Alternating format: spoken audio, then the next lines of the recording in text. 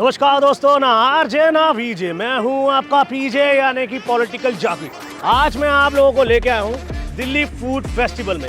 ये एक food festival है जो कि दिल्ली सरकार द्वारा आयोजित किया गया। यहाँ पे तरह तरह के हर बड़ी कंपनी के, हर बड़े रेस्टोरेंट के स्टॉल्स लगे हुए हैं। देखिए, राजस्थान का एक स्टॉल है, पंजाब का एक स्टॉल है, बहुत सारे तरह तरह के स्टॉल यहाँ पर है। और एक्सप्लोर करेंगे और देखेंगे कि क्या खास है आज के फूड फेस्टिवल में।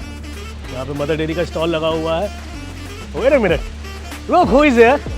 Hey, शालीन भाई। हेलो। Hi. क्या बात है? हम ब्लॉगिंग चल रही है। What's up? हाँ, वो जो आपका हुआ था ना अनकही, unfiltered. I liked it. By the way, next कब आ रहा है? करेंगे यार प्लान और बहुत जल्दी करेंगे। तो अभी करें? चलिए बैठते हैं फिर, आइए। अनकही अनफिल्टर्ड नेक्स्ट एपिसोड शालीन भाई कब आ रहा है? आइडिया कैसा है? मतलब बहुत यूनिक के नेताओं के इंटरव्यूज और बहुत ही एक बढ़िया सा नाम आपने इसका रखा, अनकही अनफिल्टर्ड। नेताओं की किस तरह की लाइफ होती है, क्या दिनचर्या है, पॉलिटिशियन है तो रिश्वत लेता होगा, तो क्या आपने आपका एक्सपीरियंस क्या रहा उन सबसे बात करके? शालीन मित्रा गाइस, अनकही अनफिल्टर्ड विद पीजे। तो शालीन भाई यहाँ कैसे? यार संडे का दिन है, मन करता है कि ज़रा शहर में क्या जायका वगैरह बन रहा है देखा जाए चल के। और दिल्ली सरकार इस तरह के इनिशिएटिव्स लेती रही है, जनता से कनेक्ट भी बनता है और एक तरह से मुझे भी लोगों से मिलने का मौका मिलता है। तो संडे था, मन किया कि आओ ज़रा चल के घूम के आए। चलिए, बहुत फॉर्चुनेट है मैं आज यहाँ ब्लॉग कर रहा था और लोगों को दिखाने की कोशिश कर रहा था एग्जैक्टली कि अगर आप मिल गए तो आप और बेहतर बता पाएंगे कि किस तरह का फेस्टिवल है और क्या इसमें खास होता है और क्यों ये ऑर्गेनाइज़ किया जाता है। आई थिंक मुझे जितना आइडिया है, दिल्ली सरकार कोशिश करती है कि जनता से किसी न किसी तरीके से कनेक्ट बना रहे। और जिस तरह का ये एक तरह से मंच है जहाँ पर अलग अलग तरीके के जायके रखे गए हैं, उसका एक उद्देश्य ज़रूर ये होगा कि लोगों को एक ही छत के नीचे दिल्ली की जितनी डेलिकेसीज़ हैं, दिल्ली के जितने जायके हैं, उनको परोसा जाए। और एक दिल्ली सरकार ऐसी है जो सोचती है कि जनता के साथ हर तरीके से कनेक्ट किया जाए, चाहे दवाई हो, चाहे शिक्षा हो, चाहे उनके लेज़र की व्यवस्था हो। दिल्ली सरकार हर आयाम को टच करने की कोशिश करती है। आप देखोगे यहाँ खासतौर पर जैसे तिहाड़ जेल का आपने देखा। हाँ, मैंने देखा तिहाड़ जेल जो इनमेट्स बनाते हैं प्रोडक्ट, काफ़ी देश भर में मशहूर हैं, दिल्ली से बाहर भी बहुत ही प्रोडक्ट्स जाते हैं। साथ साथ यहाँ पे पिंड बलूची जैसे रेगुलर जो दिल्ली के मशहूर जायके हैं वो भी अवेलेबल हैं। तो या इट वाज फन। चलिए, ये तो हुई सरकार की बात। अब अनकही अनफिल्टर्ड नेक्स्ट एपिसोड शालीन भाई कब आ रहा है? यार नेक्स्ट एपिसोड, हाँ मुझे पता था ये जनता बहुत क्वेश्चन पूछती है ट्विटर पे भी। और मैं जहाँ भी मिलता हूँ किसी को, दुर्गेश की शादी में जाना हुआ तो वहाँ लोगों ने पूछा। तो अब बस शूट की तैयारी कर रहे हैं। बीच में कुछ इंटरप्शन आ गया था, कुछ मेरे पीएचडी सबमिशंस थे और कुछ सरकार में भी आप देख रहे हैं काफ़ी उथल पुथल है।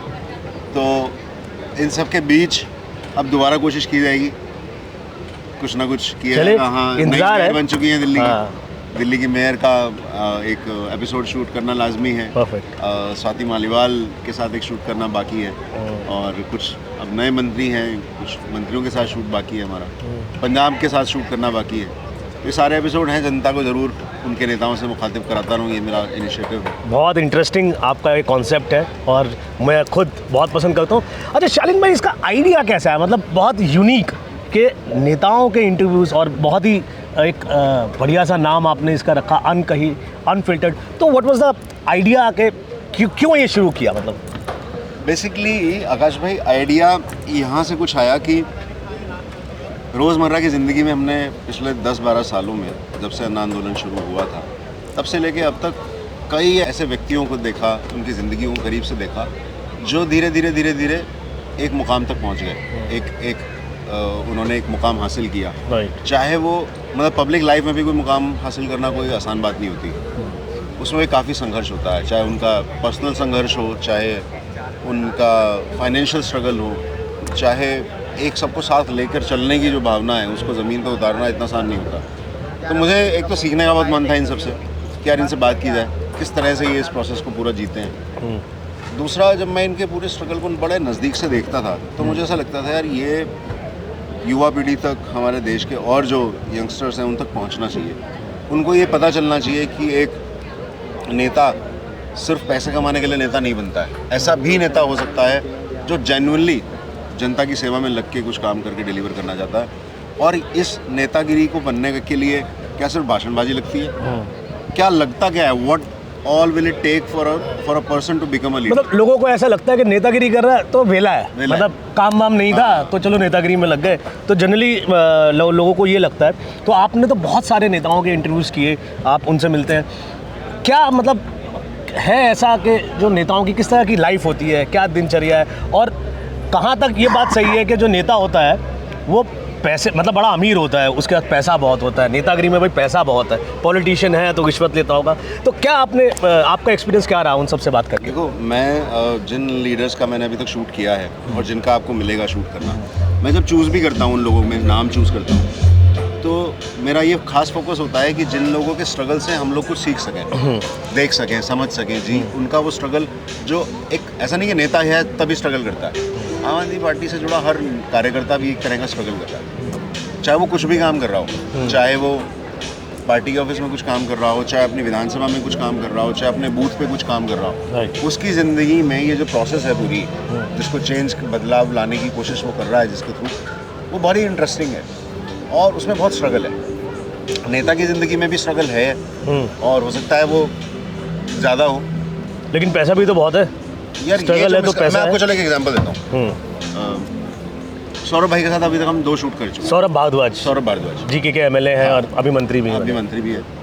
तो मुझे एक किस्सा याद आता है कि हम हमारे दिल्ली के स्वास्थ्य मंत्री सत्येंद्र जैन जी की बेटी की शादी में जा रहे थे हम दोनों, और क्योंकि उनकी मैं लाजपत नगर रहता हूँ और वो मेरे पड़ोसी विधायक हैं, वो जीके के विधायक हैं, तो मैंने उनसे कहा यार कि अब पेट्रोल बच जाएगा, अपना साथ में चलते हैं। शादी दूर थी, 32-35 किलोमीटर का रास्ता था, तो हम मिले, चिराग दिल्ली के पास मिले और हम वहाँ से जाने की हमने तैयारी की।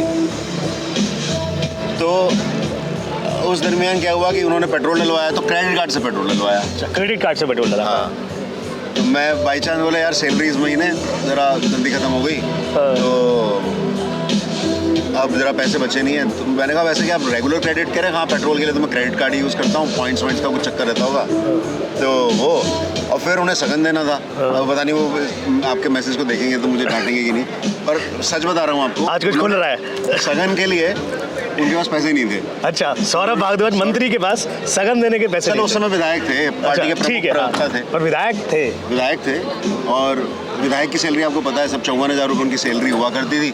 अभी आज ही अखबार में मैंने पढ़ा है कि वो बढ़ के अब 54 की जगह 90,000 रुपये। पर ठीक है, 90,000 रुपये भी मतलब IIT में थी वो राहत रहते, जिस जगह थे वो जहाँ काम कर रहे थे जिस कंपनी के लिए, मुझे लगता है 3.5-4 लाख रुपये कमाना उनके लिए बहुत छोटी और बहुत आसान बात है।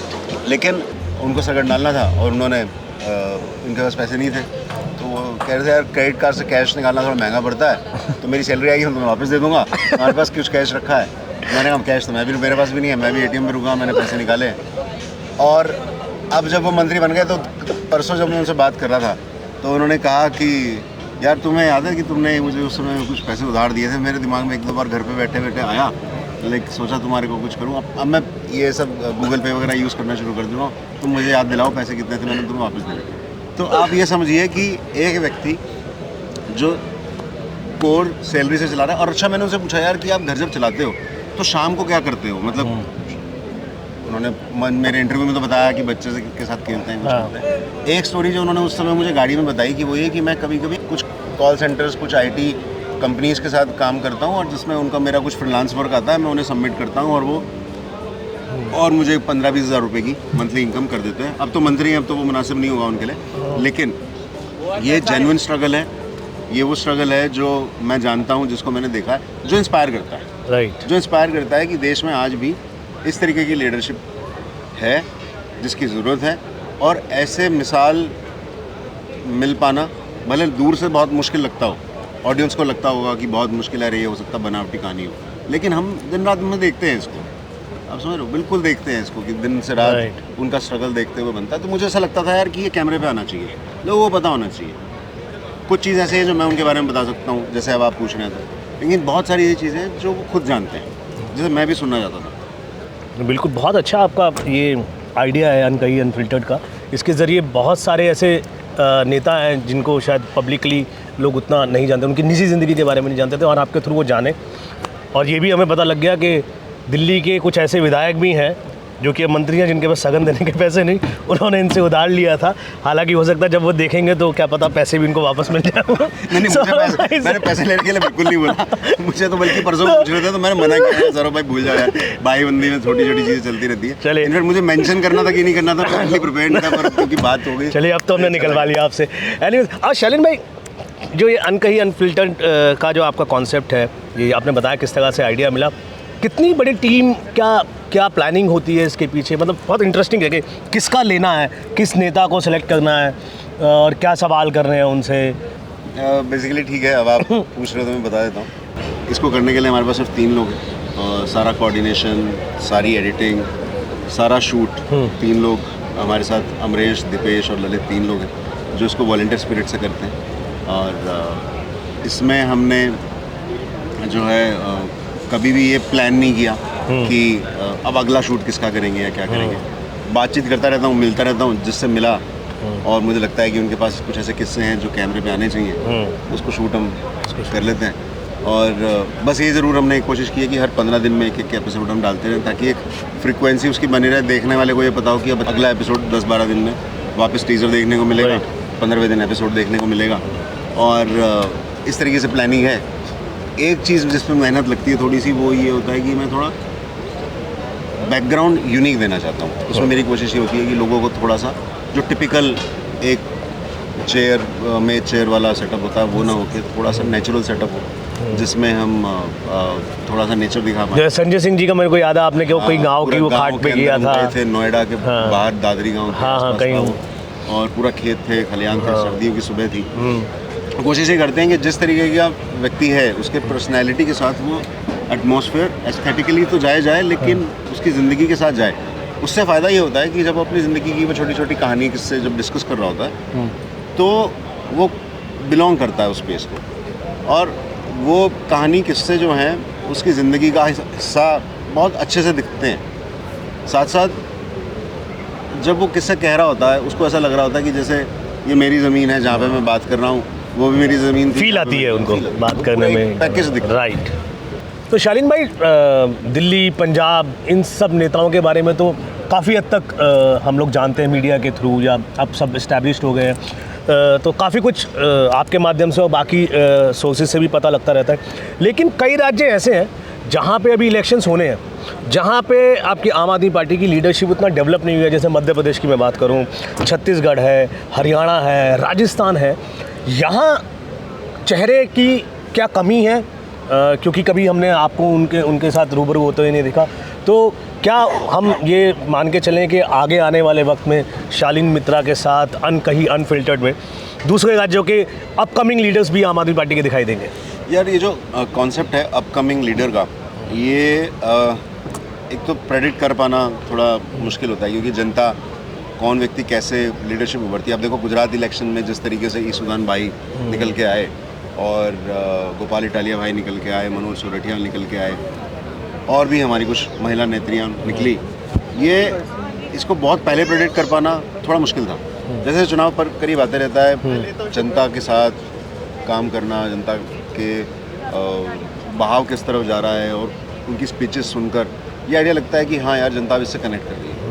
मतलब मैं आपसे भी पूछता हूँ, मतलब मुझे ऐसा लगता है कि जब मैं कोई नेता चुनता हूँ बात करने के लिए, उसको रिक्वेस्ट करता हूँ कैमरे पे आने के लिए, तो मैं थोड़ा चाहता हूँ कि मतलब जनता किसका सुनना चाहेगी। कई लोगों के हम 2 बार भी शूट कर चुके हैं, अब जैसे कुछ नए मंत्री भी बने हैं तो उनके साथ शूट करने का प्लानिंग की जा सकती है। पर मैं चाहूँगा कि आप भी अपने ऑडियंस से पूछो, अपने व्यूअर्स से पूछो कि उनको क्या लगता है कि चाहे हरियाणा में अपना, या मध्य प्रदेश में, या छत्तीसगढ़ में, जहाँ भी पार्टी चुनाव, कर्नाटक में चुनाव लड़ने की तैयारी करेगी, वहाँ पे कौन लीडर्स ऐसे हैं वो जिनको सुनना चाहती है। मेरे को अच्छा है, बिल्कुल इससे स्ट्रेस नहीं होता कि मेरे व्यूअरशिप कितने आए। मैं चाहता हूँ कि भले 5000 लोगों ने देखा, 10,000 लोगों ने देखा, जिससे कई ज़्यादा गुना लोग देखते हैं, अलग अलग माध्यमों को जोड़ लूँगा, हम व्यूज़ इससे कई गुना आते हैं। लेकिन मुझे चिंता ज़्यादा होती नहीं कि व्यूअरशिप कितनी हुई। मुझे ये चिंता ज़रूर होती है कि जो मैसेज उसने डिलीवर किया कैमरे पे, जिस नेता ने जो बात कही, कम से कम उसकी जो एक कैप्टिव ऑडियंस थी, मान लीजिए गुजरात में जब मैंने भोपाल भाई का मैं देख रहा था व्यूअरशिप कैसे आई, और क्योंकि पता है हमें यूट्यूब पे सब निकल के आता है कि कैसे रहा, तो ट्रेंड में देख रहा था तो उसमें एक बहुत सिग्निफिकेंट पॉपुलेशन थी जो गुजरात से ही थी। अच्छा, तो मेरा पर्पज सॉल्व होता है। भले आम आदमी पार्टी को गुजरात में अभी सुनने वाले जिस समय वो एपिसोड आया था बहुत एक बड़ी संख्या ना रही हो, लेकिन जितनी भी संख्या हमारी ओवरऑल व्यूअरशिप में थी यदि उसमें एक सिग्निफिकेंट प्रोपोर्शन गुजरात से रहा हो तो मैं मानता हूँ कि मेरा काम ठीक से डिलीवर हुआ है।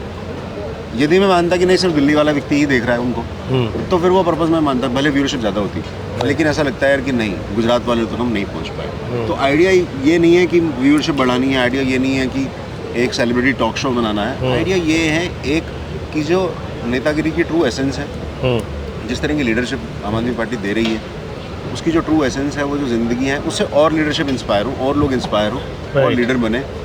और दूसरा एसेंस ये है कि उनको अपनी बात जनता तक और अपने कैडर तक पहुंचाने के लिए एक माध्यम मिले जो टीवी या जो पॉपुलर डिबेट्स हैं, पॉपुलर माध्यम है, वो नहीं पहुंचा पाते, ऐसा मुझे लगता है, क्योंकि वो सिर्फ स्टिक करते हैं उस मिनट वो करंट टॉपिक पे आजकल डिबेट ज़्यादा होती है, इलेक्शन का रिजल्ट के ऊपर उनको पहुंचने की जल्दी होती है, उस सिर्फ और सिर्फ राजनीतिक चर्चा करने। ऐसा कभी नहीं होता कि किसी नेता की निजी जिंदगी के बारे में बात की जाए, वो ठीक है सो कॉल्ड कुछ, सेलिब्रिटीज़ के लिए तो बहुत सारे शोज हैं, वो तो उनकी तो सारी जिंदगी जो है वो रील पे है, शो भले रियल है लेकिन बाकी तो इनका तो जिंदगी कितनी रियल है।